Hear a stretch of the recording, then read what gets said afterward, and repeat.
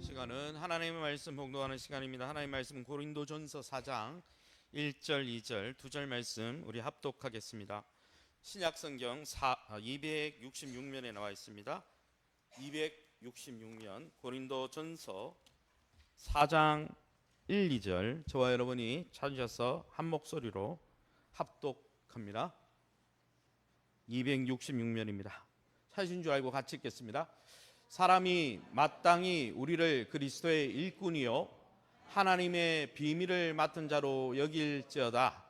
그리고 맡은 자들에게 구할 것은 충성이니라. 아멘. 이 시간에 우리가 제가 설교하기 전에 오늘은 이제 은퇴 감사 예배여서 우리 김준자 권사님과 또 우리 고유열 권사님을 통해서 하나님 우리 권사님 두 분을 통해서 우리 교회를 섬기게 하신 것 감사합니다. 또 우리 두 분의 권사님은 하나님 부족하지만 나를 사용해 주셔서 감사합니다. 그런 마음으로 하나님 앞에 영광의 박수 올려드립니다. 하나님 감사합니다.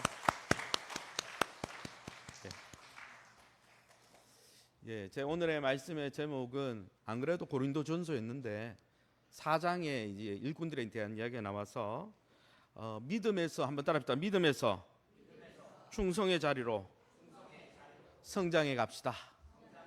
할렐루야.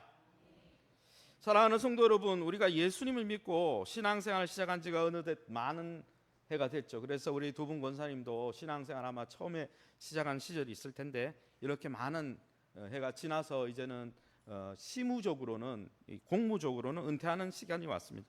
저도 목사 언제 위임 받았나 계산해 보니까 2003년도에 받아서 제가 23년을 지금 목사로 살고 있더라고요. 많은 세월이 지났구나.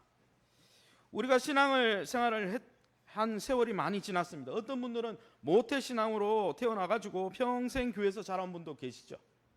또 반대로 중간에 하나님의 은혜를 주셔가지고 고난이 있어가지고 갑자기 주님을 만나고 수십 년간 횃불 재단을 쭉 지켜오신 분도 계실 겁니다. 그런데 문득 우리가 이 지나온 발자취를 돌아보면서 아까 찬양처럼 이런 질문이 좀 떠오르더라고요. 내 신앙은, 내 섬김은 시간이 흐를수록 자라나고 있는가? 나는 계속 성장하고 있을까? 다른 말로 하면 나는 과거보다 더 성숙된 모습으로 주님 앞에 서 있는가? 저는 그런 질문을 항상 한 해 한 해가 지나갈 때마다 그런 생각을 하게 돼요. 작년보다 나았는가? 그런데 많은 분들이 이 신앙의 성숙 이야기를 하면 많은 분들이 오해를 한다는 거죠. 신앙이 성숙했다 이거를 착각하는데 어떻게 착각하냐?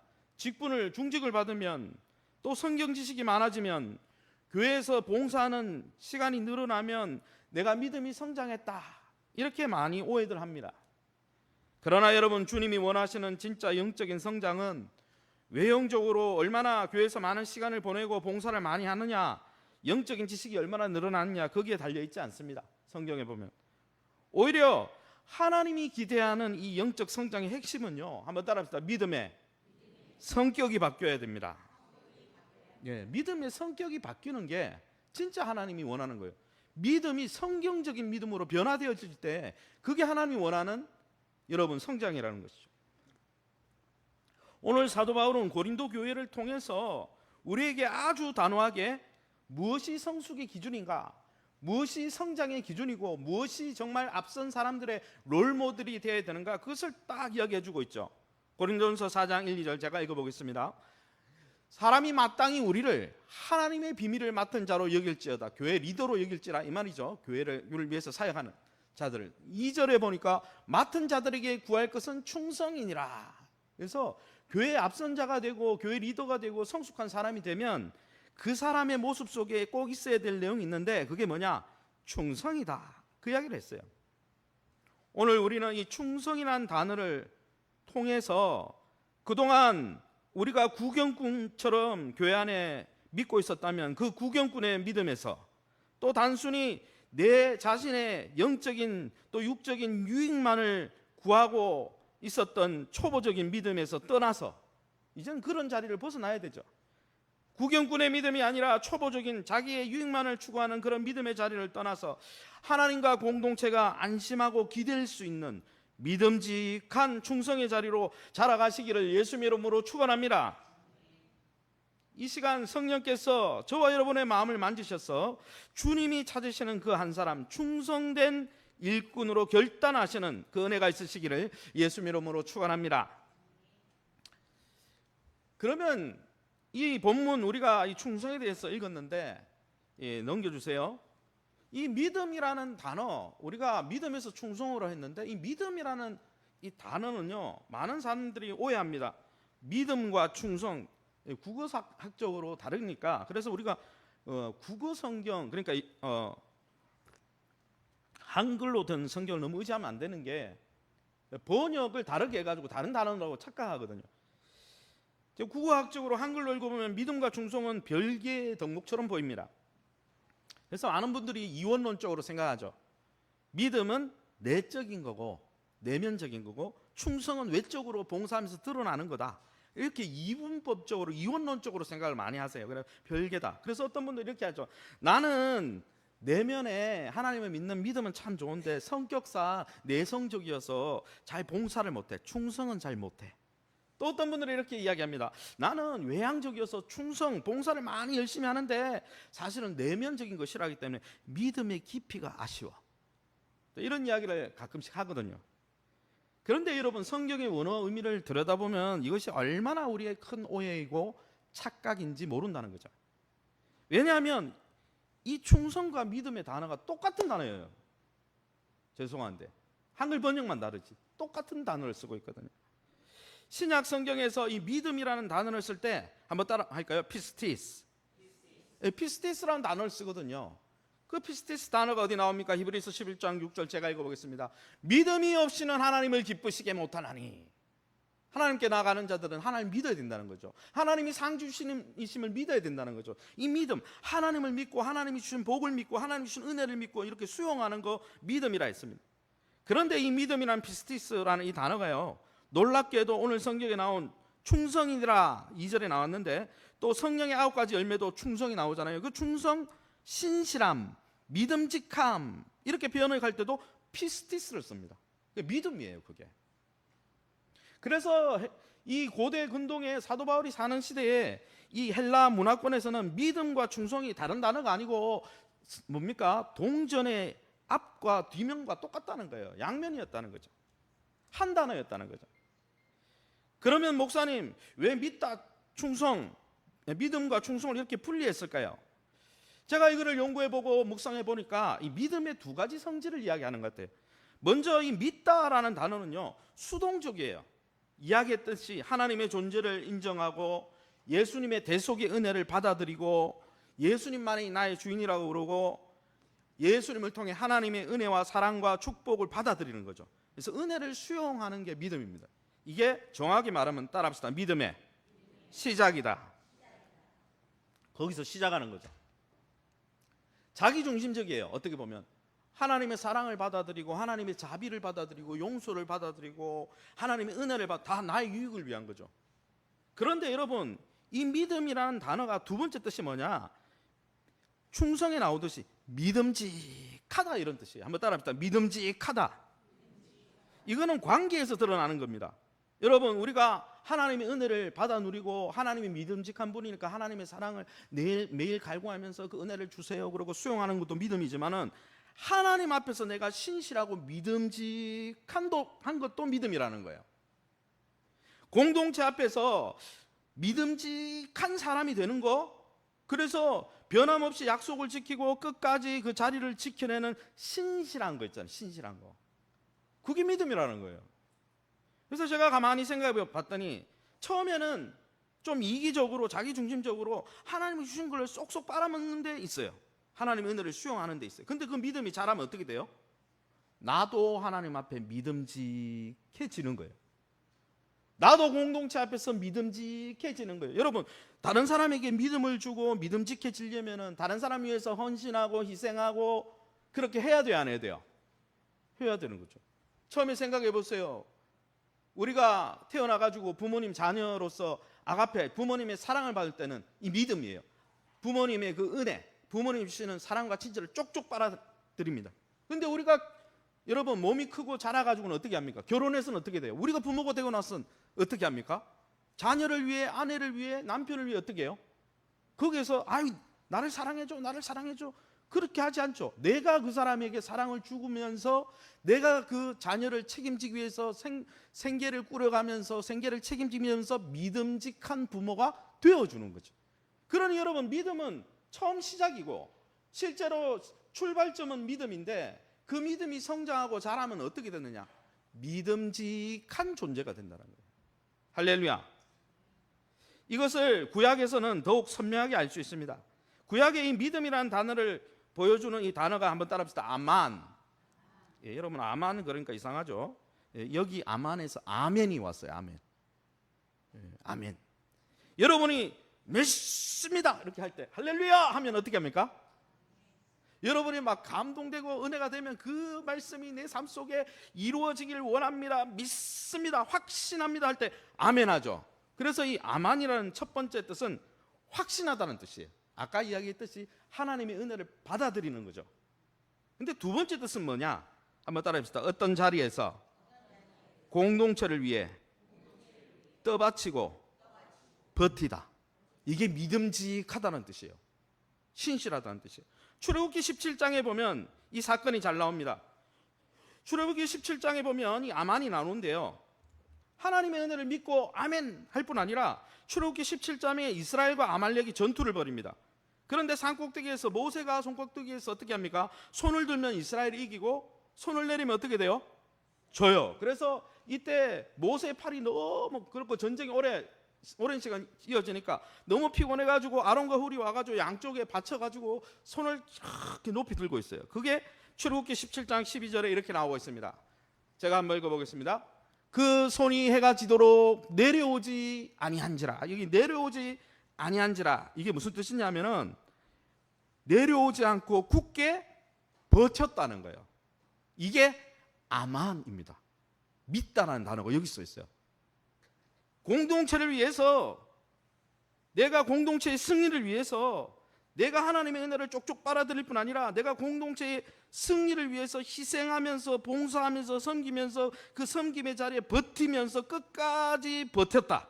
그게 내려오지 아니한지라, 이 원문의 뜻이라는 거예요. 여러분, 모세가 손 내리면은 모세는 편해요. 근데 어디에 영향을 줘요? 공동체에 영향을 주는 거죠. 그래서 이 믿음은 버티는 믿음이에요. 누구를 위해서? 공동체를 위해서 버티는 믿음. 그게 충성이라는 거죠. 우리에게 이 단어가 아만이 알려주는 게 뭡니까? 진짜 믿음은요, 머리로 나는 하나님이 계신 거 믿어 머리 끄떡끄떡하고, 여러분 세종도안도 500년 전에 살았던 거 믿잖아요. 지적 동의가 믿음이 아니에요. 여러분 귀신들도요, 예수님이 하나님의 아들인지 믿어요. 동의는 해요. 순종을 안 해서 그렇지. 그리고 여러분, 진짜 믿음은요, 입술로 내가 하나님이 주신 은혜를 확신합니다, 아멘 하는데 끝나는 게 아니에요. 오늘 본문에 나오는 것처럼 이스라엘이 전쟁이 끝날 때까지, 그들이 승리할 때까지 지치지 않고 그 기도의 자리를 떠받치고 버텨내면서 그 공동체가 무너지지 않도록 하나님과 공동체가 우리를 바라볼 때 참 고맙다, 네가 기도해 줘가지고 우리가 이렇게 됐구나, 너 참 믿음직하구나. 그게 여러분 믿음의 종착역이고 믿음의 열매라는 거예요. 우리가 예수님의 은혜를 받아들이고 기뻐하는 것은 믿음의 씨앗이라면, 여러분 나중에 주님과 주님의 몸된 공동체를 위해서 어떤 자리에서 버티는 건요, 믿음의 최고봉이자 열매라는 거예요. 그래서 성령의 9가지 열매에는 믿음은 안 나와요. 그건 초보기 때문에. 충성이 나오죠. 믿음직함이 나오죠. 여러분, 우리는 이제 스스로 돌아봐야 합니다. 나는 단순히 하나님의 복과 은혜만을 바라고 믿습니다, 이런 믿음의 자리에, 초보적인 믿음의 자리에 머물러 있습니까? 그래서 하나님께 또 교회 와가지고 은혜를 쪽쪽 빨아다니는 데만, 여러분 거기에만, 그것도 믿음은 맞죠. 그런데 그 초보적인 자리에만 머물러 있습니까? 아니면 하나님이 나를 보시면서 너 참 믿음직하구나, 교회 공동체가 여러분을 봤을 때 참 믿을 만하다, 저 사람은, 그런 자리로 성장하고 있습니까? 주님은요, 오늘 이 본문을 통해서 일꾼들에게 구할 것은 충성이라는 이 본문을 통해서 단순히 우리가 하나님의 은혜를 소비하는 소비자의 믿음이 아니라, 소비자의 믿음이 어디 있습니까? 내가 먹을 것만 먹고 받아 누릴 것만 누리고 그냥 행 가버리는 그런 소비자의 믿음이라는 단어는 없어요. 근데 요즘 행태가 소비자의 믿음 같아요. 그냥 자기 챙겨 먹을 거 그 은혜만 딱 소비하고 그것을 그냥 거기서 멈추는. 그런데 여러분, 주님이 원하는 믿음은요, 단순히 그런 초보적인 하나님의 은혜를 받아들이고 소비하는 믿음이 아니라 그 자리를 여러분 시작점으로 해서 거기서부터 시작되겠죠. 어린아이니까. 어린아이 때는 무조건 엄마 거 다 뺐잖아요. 엄마가 주는 거, 엄마의 여러분 아기가 태어나면 엄마의 골수도 뺐고 엄마의 그 뼈대도 뽑고 그죠? 자기 살이 다 엄마 살 아닙니까? 다 뺏어가죠. 그러나 이 아이가 자라면요, 엄마한테 믿음직한, 어떻게 보면 효하는, 엄마를 위해서 다시 희생하는 존재가 되는 거잖아요. 그게 어른이 되는 거 아닙니까? 그와 마찬가지로 하나님은 주님의 나라를 떠받치는 믿음직한, 없어서는 안 될 그러한 존재로 자라가길 원하신다는 거예요. 할렐루야. 그러기 여러분, 자기중심적인 믿음이 아니라 이제는 공동체를 위해, 주님의 나라를 위해, 주를 위해 여러분 헌신하고 믿음직한 자리까지 나아가시기를 예수님 이름으로 축원합니다. 그러면 이렇게 하나님과 공동체 앞에서 단순히 하나님이 주시는 은혜를 그냥 쪽쪽 빨아들이는 믿음이 아니라 믿음직한 존재로 성장한다는 것은 어떤 모습일까요? 저도 목회하면서 기도 제목이 그거거든요. 오랜 신앙생활 하면서 하나님, 나에게 은혜 너무 많이 주셔서 감사해요. 저 권사님을 통해서 주시고, 근데 하나님, 나는 하나님 앞에 얼마나 믿음직한 목사일까요? 하나님, 저는 공동체 앞에서 얼마나 믿음직한 지도자일까요? 그거는 내 헌신과 희생에 달려있는 거잖아요. 하나님, 나도 하나님이 보실 때 믿음직하다는 소리 듣고 싶어요. 그 기도 제목입니다. 저는 솔직히. 그러면 그런 사람이 되기 위해서, 그런 사람이 단순히 구원받는 자리에 이르는 게 아니라 그런 사람이 되기 위해서, 믿음직한 사람이 되기 위해서 어떻게 하면 될까요? 오늘 성경을 살펴보면 구약에서 아름다운 모범을 발견할 수 있습니다. 가나안 정복 당시에 있었던 일인데요, 요단 동편 땅을 먼저 분배받았던 루벤, 갓, 므낫세 반지파의 이야기입니다. 우리가 함께 읽어보겠습니다. 같이 민수기 32장 5절입니다. 같이 읽습니다. 우리가 이미 너무나 좋은 땅을 얻었으니 굳이 험한 요단강을 건너가 서편 전쟁에서 참여하지 않게 해 주십시오. 우리에게 이 동편 땅을 기업으로 주십시오. 민수기 32장과 여호수아 1장을 비교해서 읽어보면 이스라엘의 이 가나안 정복 전쟁은 동쪽 땅을 먼저 점령하고 동쪽에서 서쪽으로 이렇게 건너갔거든요. 요단강을 기점으로 동쪽 땅을 먼저 점령하고 서쪽으로 건너갔어요. 그런데 이 동쪽 땅의 특징이 뭐냐면 야셀 땅과 길르앗 땅인데, 이 땅을 가만히 살펴보면 가축 기르기가 너무 좋은 거야. 그런데 가축 기르기가 너무 좋은데 12지파 중에 가축이 제일 많았던 지파가 어디냐면 루벤, 므낫세, 갓 지파, 이 세 지파가 가축이 많았어요. 그래가지고 처음에 이제 제비뽑기, 나중에는 제비뽑기 하지만은 처음에 얻은 이 동쪽 땅이 가축 기르기가 너무 좋으니까 이 땅을 분배받아야 안 받아요? 모세에게. 성경 읽어보면 분배를 받습니다. 분배를 받아요. 그러니까 이미 땅을 받았어요, 안 받았어요? 받고 나니까 폭탄 선언을 했습니다. 무슨 선언이에요? 우리는 이미 땅 다 받았다. 9지파는 아직 안 받았어요. 서쪽으로 가서 전쟁 벌여야 돼. 우리는 다 받았으니까 우리는 여기 머물러니까 우리한테 서편으로 넘어가서 전쟁에 참여하라고 하지 마세요. 이런 이야기를 했다는 거예요. 이 요청을 들은 모세는 크게 분노했습니다. 성경 읽어보면 가나안 정복이라는 위대한 대업을 눈앞에 두고 자신들의 배만 부르면 그만이다. 나는 이미 땅 받았으니까 땅 안 받아 늙게 해라.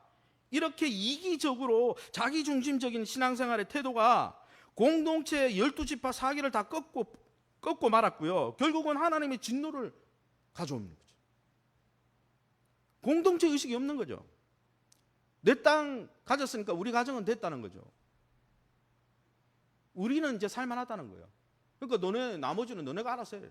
아니 그동안 그러면 12지파가 도와줬잖아요. 동편 땅 차지할 때도. 그러면 저것끼리 싸워야지. 왜 12지파 다 싸워가지고 해놓으니까 땅 먹고는 오리발 왜 내밉니까? 이걸 보니까 모세가 화가 났습니다. 성경 읽어보면 하나님도 진노하셨죠. 공동체인데 자기 것만 먹고 싹 빠지니까 모세의 준엄한 책망을 들어요. 그리고 책망을 듣고 동편 지파들이 우리가 잘못했구나 그러고 깨닫고 새로 서약을 하나 합니다. 거기 민수기 32장 16절에서 18절 새번역 성경입니다. 우리 함께 색깔이 있는 부분을 읽어보겠습니다. 먼저 여기에다가 가축을 기를 우리를 만들고 또 우리에게 딸린 어린 것들이 살 성을 쌓겠습니다. 한절하게 머물 수 있도록 성을 단단하게 쌓은 다음에 모두가 무장을 하고 이스라엘 자손의 선발대가 되어 이스라엘 자손 각자가 받을 목에 토지 재산을 차지하기 전까지는 우리가 집으로 돌아오지 않겠습니다. 모세가 아주 진노해서 이야기하고 하나님이 모세를 통해 이야기하자 너는 어떻게 공동체를 생각 안 하고 너만 생각하냐? 너의 가정만을 생각하냐? 그건 하나님 뜻이 아니야. 그렇게 말하자 그걸 깨달은 세 지파가 뭐라고 하냐면은 그럼 우리는 우리가 받은 성에 우리가 받은 땅에 우리나 성벽을 만들어 놓고 우리 처자는 거기에 남겨놓고 그러려면 성을 지어야 되죠. 또 침략군이 들어올 수 있으니까 그거 다 한 다음에 어떻게 한다고요? 출전해가지고 자기들이 전쟁에 제일 먼저 선봉에 서겠다는 거예요. 그리고 이 12지파가 땅을 다 받을 때까지는 돌아온다 안 돌아온다? 자기 처자들은 놔두고 안 돌아오겠다는 거예요. 한번 상상해 보십시오. 그들은 이미 땅을 받았어요. 갈 필요가 없어. 정확하게 자기 이해관계만 따지면. 게다가 요단 동편에 사랑하는 아내와 어린 자녀들 수많은 가축들을 남기고 가야 되거든요. 그리고 전쟁이 하루 이틀 만에 끝나는 게 아니에요. 역사학자들에 의하면 제가 살펴본 역사학자들의 고고학자들이 조사에 의하면 이 서편 정복 전쟁이 7년 이상 지속됐다고 합니다. 적어도 최소 7년이에요. 7년 동안요 처자식 놔두고요 떠나와가지고 다른 형제 지파 위에서 죽어야 될 수도 있는 거예요. 칼바람이 부는 전쟁터의 밤에 밤을 지새우면서 불침번 서면서 고향에 두고 온 처자식 얼마나 보고 싶었겠습니까? 우리는 이미 땅을 다 받았는데 내가 왜 남을 위해서, 물론 형제긴 하지만 형제 지파를 위해서 왜 내가 여기 피를 흘려야 돼? 원망하고 이기적인 생각이 안 들었겠습니까? 그러나 그들은 흔들리지 않았습니다. 왜 그럴까요? 그들에게는 공동체, 우리는 하나다라는 공동체 의식이 있었는데 공동체 앞에 나는 믿음직하고 신실해야 되겠다. 그걸 하나님 기뻐하시는구나. 그걸 모세를 통해 들었거든요. 그래서 우리 형제들이 12지파 중에 9지파 반이 아직 땅을 얻지 못해서 유리하고 방황하고 있으니까 나 혼자 누리는 평안이 아니고, 그게 평안이, 나 혼자 누리는 평안이 진짜 평안이 아니고 공동체 전체가 누리는 게 진짜 평안이다. 그것이 완수될 때까지 내 기득권은 내려놓고 섬기겠다. 이게요 온유라는 단어와 똑같습니다. 온유도 자기 기득권을 내려놓고 공동체를 섬기는 거거든요. 근데 온유한 자가 뭘 받아요? 땅을 기업으로 받아요. 약속의 땅은요 공동체를 위해서 자기 기득권을 내려놓고 섬기는 자가 받는 거예요. 내 것 챙기는 자가 땅을 주시는 게 아니고. 마침내 7년 대전쟁이 끝납니다. 모세의 뒤를 이어 여호수아가 지도자가 됐죠. 그리고 전쟁이 끝나니까 동편 세 지파 반을 부릅니다. 부르고 송별사를 해요. 왜? 땅이 다 이제는 점령이 됐으니까. 여호수아 22장 2절 3절 제가 읽어보겠습니다. 모세가 명령한 것을 지키고 또 나의 모든 명령에도 순종하여 이렇게 오랫동안 7년 동안 여러분의 형제들을 떠나지 않고 여러분의 하나님 여호와께서 명령하신 일, 공동체가 다 땅을 받을 때까지 너희가 선봉대에 서라고 했잖아요. 책임껏 수행했습니다. 그리고 그들을 격려하면서 너무 고마웠다. 너네가 너무 공동체에 대해서 믿음직하고 신실했다. 진짜 믿음이다. 이렇게 칭찬했다는 거죠. 이것이 바로 하나님이 기뻐하는 믿음의 실체인 거죠. 상황이 변해도 시간이 오래 흘러도 내 손에 이미 기득권이 쥐어졌어도 내가 얻을 것은, 교회를 통해 얻을 것은 다 받고 누리고 있어도, 그게 다 채워져도 형제와, 내 옆에 있는 형제와 자매의 그 어려움을 외면하지 않고 묵묵히 그들까지 하나님의 은혜를 누릴 수 있도록 공동체 앞에서 신실하게 책임을 다하는 것. 그래서 공동체 지도자 여호수아가 공동체가 참 고맙다. 너희 덕분에 우리가 사명을 완수할 수 있었네. 이런 믿음직한 공동체 앞에 믿음직한 게 하나님이 원하는 진짜 장성한 믿음이라는 거예요. 그러니까 그 충성이 믿음의 또 다른 의미라는 거예요. 따로 노는 게 아니라고요. 그래서 여러분, 우리가 믿음 생활을 오래 하면 오래 할수록 자기중심적인 신앙 믿음이 아니고 어떤 신앙요? 공동체에 헌신하고 공동체에 신실하고 일꾼이 되려고 하는 그런 마음으로 성장해야 예수 닮는 거예요. 할렐루야. 예수님이 자기 이윤 생각했으면 이 땅에 올 일이 뭐 있어요? 왜 와요? 말구에 날 필요가 뭐 있어요? 십자가에 달릴 이유가 뭐 있어요? 예수님에게는 하나도 도움 안 되는 일이에요. 우리를 위한 거지. 그 예수를 닮다 그러면 우리의 믿음이 그냥 믿음의 자리가 아니라 공동체의 신실한 믿음으로 보여줘야 된다는 거예요. 이제 마지막으로 그러면 신구약에 그런 인물들이 누가 나옵니까? 그 인물들을 보면서 우리의 신앙을 좀 점검했으면 좋겠습니다. 첫 번째는 모세가 나옵니다. 모세는 하나님의 온 집을 향해 충성스러운 자였다라고 이야기하고 있습니다. 히브리서 3장 5절 제가 한번 읽어보겠습니다. 모세는 하나님의 온 집에서 종으로 충성하였으나, 히브리서 기자가 모세를 한마디로 얘기했는데 믿음이 있었는데 어느 정도 믿음? 공동체를 위해서 믿음직하고 신실하게 섬기는 믿음의 소유자였다. 여러분, 모세가 섬긴 이스라엘 1세대 공동체 기억해 보세요. 아주 거대했습니다. 200만 명. 그리고 거칠었어요. 사람들이. 바닷가 있는 사람들이 거칠거든요. 저도 부산에도 있어봤고 인천에서도 있어봤고, 근데 있어보면 바다 사람들이 좀 거칠어. 근데 공동체 자체가 거칠었어. 어떻습니까? 민수기 읽어보면 백성들이 말을 잘 들었던 게 아니에요. 끊임없이 원망하고 불평하고 심지어 자기 마음에 조금만 안 들면 돌로 치려고 그랬어요. 인간적인 배신감과 피로감이 극에 달했던 게 한두 번이 아니에요. 성경 읽어보면 하나님도 참다 못해 그 모습을 보다가 야야야야 내버려둬 내가 저 백성 다 싹 쓸어버리고 너의 씨를 통해 새 이스라엘을 만들겠다, 그렇게 말한 적이 있어요. 하도 하나님도 답답하니까 저렇게 말 안 듣고 협조 안 하는 저런 다 쓸어버리죠. 너를 통해서 내가 새 민족. 만약에 여러분 모세가 이기적인 선출직 지도자였으면 이래 이야기했을 거예요. 예 주님, 얼른 제거해 주세요. 저도 저런 백성 이제는 지쳤습니다. 그리고 다 하나님이 멸하도록 내버려 뒀을 거 아니에요. 자기만 하나님 잘 믿으면 되잖아요. 믿음의 초보였으면 하나님의 은혜 자기만 누리면 되잖아요. 그런데 어떻게 기도합니까?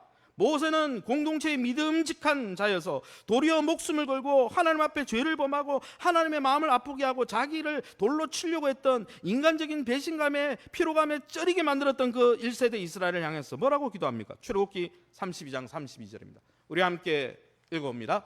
그러나 이제 그들의 죄를 사하시옵소서.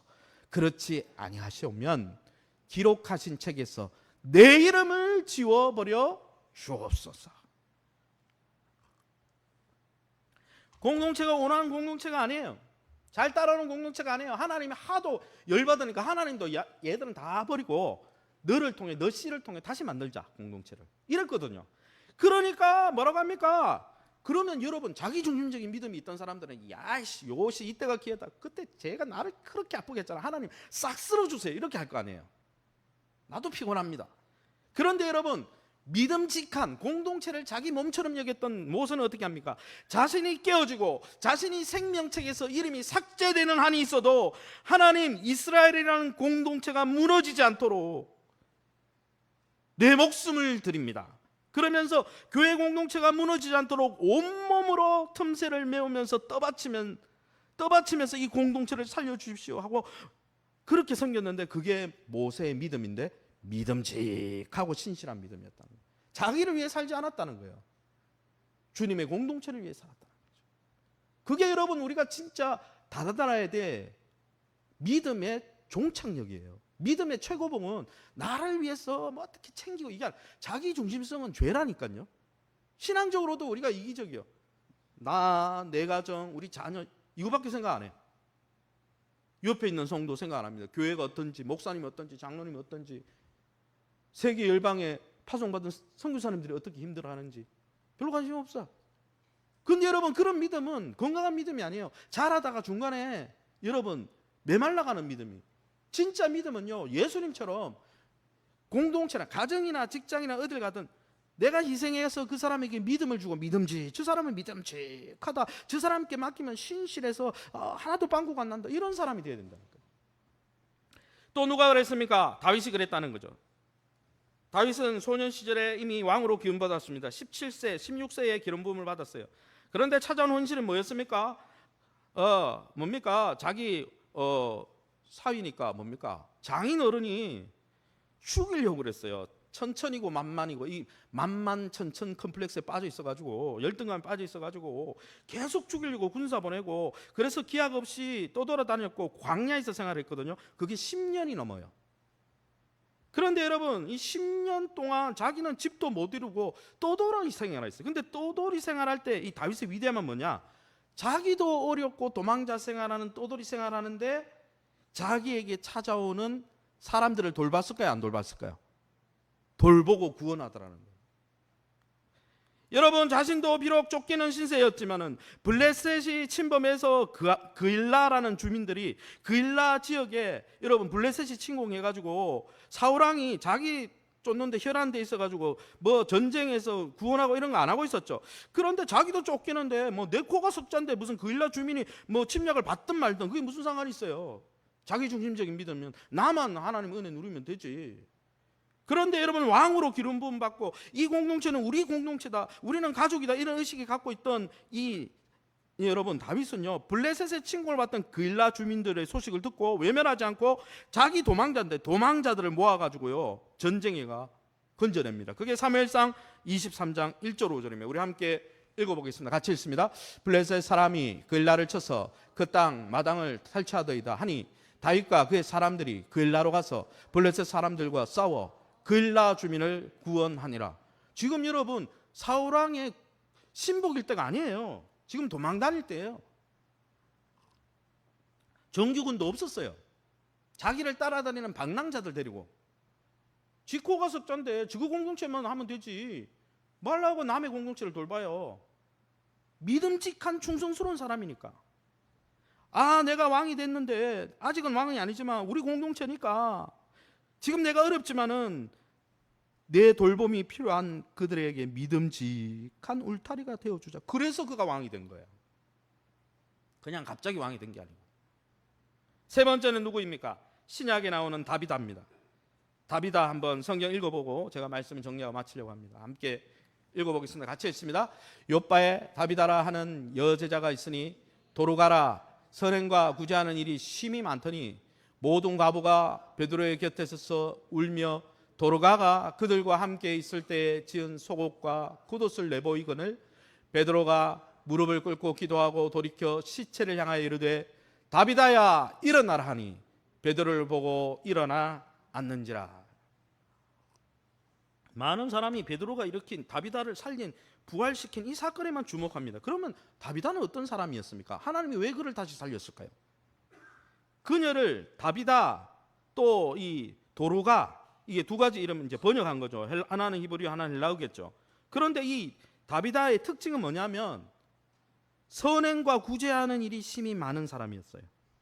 그가 한 일은 소박한 일이었습니다. 장로도 아니었어요. 교회 지도자도 아니었어요. 그냥 이름 없는 권사님 아니면 집사님이실 수도 있죠. 성도님일 수도 있어요. 그가 한 거는 교회 안에 소외받고 가난해서 옷이 없었던 과부들을 위해서 옷을 만들어주는 일을 누가 시킨 것도 아닌데 묵묵히 했습니다. 모든 사람이 알아주는 주역은 아니었습니다. 그러나 아무도 보이지 않는 곳에서, 우리로 치면 뭐 주차장에서, 밥 짓는 곳에서, 뭐 어쨌든 안 보이는 곳에서 소외된, 교회 안에 소외된 이들의 시린 몸을 녹여줄 옷을 지어줬어요. 공동체 앞에서 믿음직한 거였죠. 그러니까 그녀가 죽고 나자 온 가부들이 와가지고 살려달라 하는데, 이 사람 살려야 된다고 하는데 뭐 가지고 살아생전에 자기 그녀가 지어준 속옷과 겉옷을 이렇게 보여주면서 뭘 이야기한 겁니까?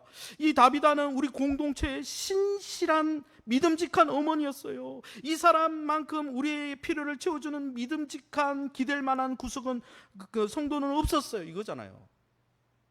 믿음이요, 믿음에 있었던 게 아니고 믿음직한 사람으로 자라났다는 거죠. 하나님은 이 이름 없는 여인의 믿음직한 공동체를 위해서 헌신했던 그 헌신을 귀하게 여겨서 베드로를 통해 다시 살려버려요. 이제 말씀을 맺으려고 합니다. 사랑하는 성도 여러분, 오늘 우리는 믿음이란 단어 속에 담긴 하나님의 비밀을 발견했습니다. 믿음은요, 단순히 나는 구원 열차 올라타고서, 그래서 예수 딱 믿으면 천국 티켓이 딱 나오고 그 다음부터는 내 마음대로 내 정욕과 내 가정과 나만을 위해서 살아가는 이기적인 종교 라이선스가 아니에요. 그건 믿음 잘못 해석한 거예요. 노래 잘못 지었어요. 진짜 믿음은요, 예수님을 통해서 주어지는 은혜를 받아들이는, 그 은혜를 받아들이는 것도 믿음이죠. 나를 위해 받아들여서 그것을 누리는 것도 믿음이에요. 그런데 거기에 멈추지 않고 이제 하나님이 나를 위해 이렇게 희생하셨고 섬겨주셨으니 하나님과 하나님의 몸된 교회 앞에서 나도 좀 믿음직하게 그들에게 도움을 줘보자, 이런 생각까지 나아가는 게 진짜 믿음이라는 거예요. 할렐루야. 믿음은 잘하는 거예요. 요한복음 3장 16절만 있는 게 아니라고요. 요한복음 3장 16절에 여러분, 하나님이 세상을 이처럼 사랑해가지고 나를 위해서 이렇게 헌신해 줬으니까 그 사랑 너무 그리워. 아니에요. 요한일서 3장 16절도 있다니까요. 형제를 위해 죽는 것이 마땅하다. 그건 믿음직한 거죠, 공동체. 왜 요한복음 3장 16절만 외우십니까? 요한일서 3장 16절 왜 안 외우세요? 오늘날 수많은 교회가 아파하고 흔들리는 이유가 뭡니까? 예수 믿는다고 말하는 사람은 많은데 요단 동판 집합처럼 공동체를 위해서 내 기득권과 명예를 내려놓고 교회의 최전선을 지키는 믿음직한 사람이 부족하기 때문이에요. 제가 목회해봐도 믿음직해가지고 교회를 맡길 사람이 많지 않아요. 제가 부교육자 생활한 것까지 다 포함해도. 내 마음에 들면 열심 내다가 조그만 교회 안에 서운한 일이 생기거나 내 이익에 손해가 되면 약속 팽개치고 자리를 이탈해버리는 얄팍한 믿음이 가득 차 있기 때문에 한국 교회가 어려운 거 아닙니까? 그러나 사도 바울은 우리에게 분명하게 준엄하게 이야기합니다. 뭐라고 이야기합니까? 맡긴 자들에게 구할 것은, 넘겨주세요. 우리 같이 읽어봅시다. 맡긴, 시작. 그리고 맡은 자들에게 구할 것은 충성이니라. 여기 구할 것은 제테이타이라고 그러는데 이것이 무슨 뜻이냐? 한번 따라합시다. 끝까지 추적하여, 찾아내어, 찾아내고, 요구하다. 여러분, 마지막 날 우리가 심판대에 있었을 때 너가 예수 믿고 그거를 주라 시인했느냐, 이 정도로 우리를 묻지 않을 거예요. 뭘요? 예수님이 우리의 삶의 궤적을 끝까지 찾아가고 추적해서 뭘 요구할 거예요? 너 충성했냐? 다른 말로 하면 너 자신에게만 신실하고 너의 가정에게만 신실하지 않고 너의 교회와 지역사회와 너가 만나는 직장 가운데 신실하고 믿음직했냐? 이걸 추적하실 거란 말이에요. 그걸 준비해야 되죠. 단순히 예수 믿고 그냥 나만 좋다가 나만 이래 나들이 하다가 왔으면 그거 얼마나 부끄럽겠어요. 이제 말씀을 정리하겠습니다. 사랑하는 성도 여러분, 그러니 교회 공동체 안에서 믿고 맡길 수 있는 믿음직한 사람이 되시기를 예수님 이름으로 축원합니다. 공동체의 유익을 위해서라면, 하나님 나라를 위해서라면 기꺼이 나의 편안함을 내려놓을 수 있는 사람이 되시기를 예수님 이름으로 축원합니다. 교회 안에서뿐 아니라 가정과 일터 속에서도 저 사람은 정말 믿을만해 라는 신실한 그리스도인으로 여러분 칭찬받는 사람들이 되시기를 예수님 이름으로 축원합니다.